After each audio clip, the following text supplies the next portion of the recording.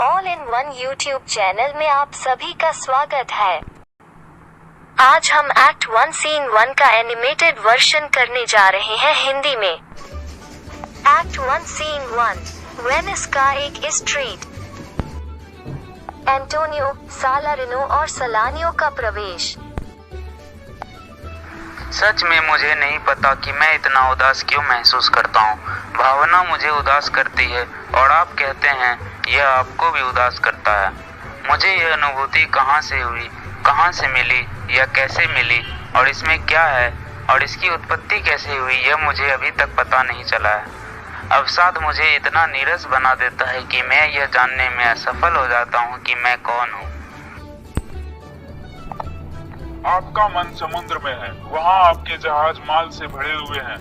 वे महान लॉर्ड्स और धनी नागरिकों की तरह लहरों पर चलते हैं। बड़े जहाज एक शानदार जुलूस में गुजरते हैं और छोटे जहाजों पर शासन करते हैं। छोटे जहाज बड़े जहाजों के सामने झुकते हैं जब बड़े जहाज उनको पीछे छोड़ देते हैं उनके कैनवास सेल के साथ। मेरा विश्वास करो श्रीमान, यदि मेरा कोई वित्तीय उद्योग ऐसे खतरे में रहता तो मेरे विचारों का बड़ा हिस्सा उसी ओर रहता। फिर मैं घास तोड़ता और उसे ऊपर फेंकता, ये देखने के लिए कि हवा किस दिशा में बह रही है। मैं नक्शों, बंदरगाहों और चैनलों का भी अध्ययन करता और उन सभी चीज़ों पर विचार करता जो व्यवसाय के लिए खतरा पैदा कर सकती है। निश्चित रूप से मुझे दुखी करते हैं। जब मैं फूंक मारकर सूप को ठंडा करता हूँ तो बुखार से कांपने लगता हूँ, यह सोचकर कि एक शक्तिशाली हवा मेरे जहाज को कितना नुकसान पहुंचा सकती है। आवर गिलास से रेत सरकने का दृश्य मुझे यह सोचने पर मजबूर करती है कि मेरी जहाज चारों तरफ से रेत से ढका हो और उलट गया हो और पूरी तरीके से बर्बाद हो गया हो। यहाँ तक कि अगर मैं चर्च जाता हूँ तो उसके पत्थरों को देखता हूँ तो खतरनाक चट्टानों के बारे में सोचता हूँ और यह सोचता हूँ कि कैसे वे मेरे जहाज को टक्कर मारती है और उसके सारे मसालों को पानी में बिखेर देती है। मेरे जहाज में बड़े महंगे रेशम गरजती हुई लहरों को रेशमी कपड़ा पहनाती है। कम शब्दों में बोलूं तो ऐसा लगता है कि एक पल मेरे पास सब कुछ है और दूसरे ही पल सब कुछ खत्म, मानो मेरे पास कुछ बचा ही ना हो। इन सब से जो मुझे परेशानी होगी उसका मैं अनुमान लगा सकता हूँ। इसलिए मुझे पता है एंटोनियो दुखी है क्योंकि वह अपने शिपमेंट के बारे में सोच रहा है। मेरा विश्वास करो, यह सच नहीं है। मैं अपने सौभाग्य का धन्यवाद करता हूँ क्योंकि मेरा व्यवसाय न तो एक जहाज पर निर्भर करता है और न किसी एक स्थान पर, न ही मेरा वित्तीय स्थिति चालू वर्ष के व्यवसाय पर निर्भर करता है। इसलिए यह मेरे भरे हुए जहाज नहीं है जो मुझे दुखी कर रहे हैं। तब तो आप जरूर किसी के प्यार में होंगे। क्या प्यार में नहीं? तब हम कह सकते हैं आप दुखी हैं क्योंकि आप खुश नहीं हैं। आपके लिए हंसकर यह कहना आसान होगा कि आप खुश हैं क्योंकि आप दुखी नहीं हैं। अब 2 सिर वाले रोमन देवता जेनस द्वारा मैं कह सकता हूँ कि प्रकृति ने कुछ अजीब आदमी बनाया है। उनमें से कुछ अपनी आधी बंद आंखों से देखते हैं खुशी के साथ, और अगर वे बैकपाइप की आवाज सुनते हैं तो तोते की तरह मूर्खता पर हंसते हैं। ऐसे उदास चेहरे वाले अन्य पुरुष भी हैं कि वे किसी भी चीज पर मुस्कुराएंगे नहीं, भले ही ग्रेव नेस्टर ने कसम खाई होगी कि यह मजाक सबसे मनोरंजक है। और अब आपके अच्छे दोस्त बेसेनियो, लोरेंजो और ग्रेसियानो के साथ आ गए हैं। अलविदा, अब हम आपको आपके अच्छे दोस्तों के साथ समय बिताने के लिए छोड़ रहे हैं।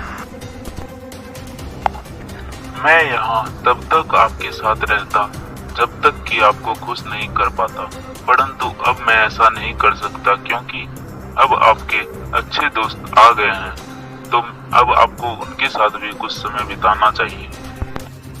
मेरे मन में आपके लिए बहुत सम्मान है। मुझे ऐसा लगता है कि आप इस अवसर का लाभ उठाकर यहाँ से अपने बिजनेस के कारण जा रहे हैं। बेसेनियो, लोरेंजो और ग्रेसियानो का आगमन। सुप्रभात मेरे मित्रों। अरे दोस्तों, क्या तुम दोनों मुझे बताओगे अब हम लोग कब मिलेंगे? कभी मिलते ही नहीं हो, एकदम से अजनबी बन गए हो, क्या ये जरूरी है? हम आपसे बात करने के लिए कुछ खाली समय निकालेंगे। सेलेरिनो और सेलानियो का प्रस्थान। माय लॉर्ड बेसेनियो, जब तक आप अपने मित्र एंटोनियो से मिल रहे हैं तब तक हम आपसे विदा लेना चाहेंगे, लेकिन मैं आपसे अनुरोध करता हूँ कि आप याद रखें, जहाँ हमें रात के खाने के समय मिलना है, मैं वहाँ जाने से नहीं छुपूंगा। एंटोनियो, तुम ठीक नहीं लग रहे हो। तुम सांसारिक मामलों के बोझ के तले दबे हो।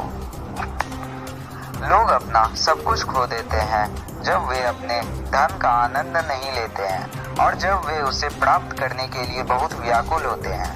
मेरा विश्वास करो, तुम बहुत बदल गए हो। मैं इस संसार को एक रंगमंच समझता हूँ, जहाँ पर हर किसी को एक भूमिका निभानी है और मैं एक दुखी का भूमिका निभा रहा हूँ। तब तो मुझे एक विदूषक की भूमिका निभाने दो। जब तक मेरे बुढ़ापे में झर्रियाँ न हो तब तक मैं हंसी खुशी से रहना चाहता हूँ। दर्द भरे काढ़ाओं से अपनी आत्मा को ठंडा करने के बजाय मुझे अपने शरीर को शराब से गर्म करना चाहता हूँ। आखिर रगों में गर्म खून वाला आदमी सफेद संगमरमर से बनी अपने दादाजी की मूर्ति की तरह क्यों बैठे? एंटोनियो, मैं तुम्हें कहना चाहता हूँ कि मैं तुमसे प्यार करता हूँ और इसी प्यार के कारण ही बोल रहा हूँ। ऐसे कई पुरुष हैं जिनके चेहरे ढके हुए हैं, जैसे एक स्थिर पुल कीचड़ और गंदगी से ढका हुआ है। ऐसे पुरुष ज्ञान, गंभीरता, गहन विचार और प्रतिष्ठा पाने के लिए चुप रहते हैं। हे एंटोनियो, मैं ऐसे आदमी को भी जानता हूँ जो अपनी बुद्धिमानी के लिए तब तक जाने जाते हैं जब तक वे चुप रहते हैं। मुझे विश्वास है कि यदि वे बोलेंगे तो जो भी उन्हें सुनेगा वे उन्हें बेवकूफ़ ही कहेगा। मैं इस बारे में किसी और समय बोलूँगा। अभी तुम उदास रहना बंद करो और अपने उदास चेहरे की मदद से लोकप्रियता की तलाश मत करो। चलो लोरेंजो, चलते हैं। अभी के लिए बाय बाय दोस्तों। डिनर के बाद मैं अपना एडवाइस पूरा करूँगा। हम आप दोनों को रात के खाने तक अकेले छोड़ रहे हैं। लगता है हम भी उन बुद्धिमानों की तरह हैं जो चुप रहते हैं क्योंकि ग्रेसेनियो मुझे कुछ बोलने ही नहीं देता। अच्छा, तब तो अगर तुम 2 सालों तक मेरे साथ और रहोगे तब तो तुम खुद का भी आवाज़ नहीं पहचान पाओगे। बाय बाय दोस्तों। ग्रेसियानो की सलाह सुनकर अब मैं भी बोलूँगा। धन्यवाद। वैसे खामोशी केवल ड्राइड ऑक्स टंग के लिए ही प्रशंसनीय है। ग्रेसियानो और लोरेंजो का प्रस्थान। क्या कोई चिंता की बात है बेसेनियो? ग्रेसियानो पूरे वेनिस में सबसे ज़्यादा फालतू की बातें करता है। इसकी बातों के पीछे कोई लॉजिक नहीं होता है। इसकी बातें उस तरह होती है जैसे तुम अनाज के 2 दानों को बेकार सामानों के झाड़ियों में छिपा दी हो और उसे खोजने के लिए तुमने अपना पूरा दिन बर्बाद कर दिया हो। अच्छा, मुझे यह बताओ, उस लड़की का क्या हुआ जिससे तुम सीक्रेटली मिलने वाले थे? तुमने बोला था आज तुम उसके बारे में बताओगे। एंटोनियो, तुम तो जानते ही हो कि मैंने हमेशा अपने आय से ज़्यादा खर्च किया है। मैं ये नहीं कह रहा हूँ कि मैं अब नोवेल की तरह नहीं रहूँगा। मेरी चिंता अब ये है कि मैं अब अपने भारी भरकम कर्ज से बाहर निकलूँगा जिसकी मैंने युवावस्था और फिजूल खर्ची के कारण लिया था।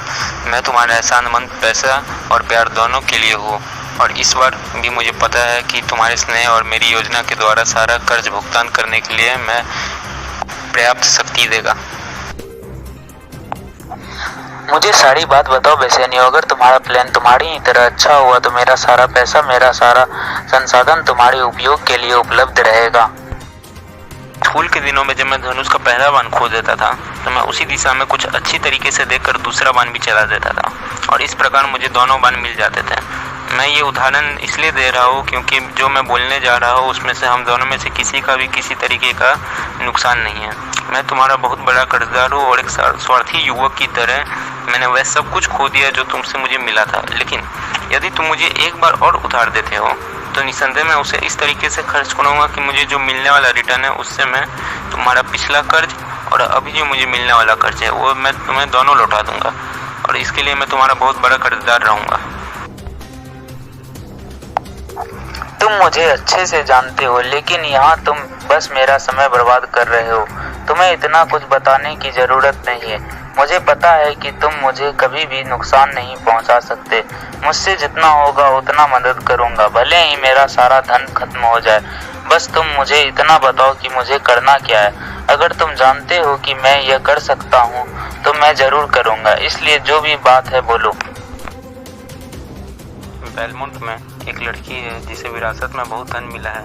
वह बहुत सुंदर और महान, कभी कभी मुझे उसकी आंखों से प्यारे संदेश भी मिले हैं। उसका नाम पोर्सिया है और वह कैटोस की बेटी से कम नहीं जो ब्रूटस की पत्नी थी। वास्तव में पूरी दुनिया उसकी कीमत से वाकिफ है, इसलिए पूरी दुनिया से प्रेमी आ रहे हैं और वह उसके बाल की सुंदरता की तारीफ करते हैं। उसका घर बेलमोंट के कोलकोस के प्राचीन साम्राज्य की तरह है।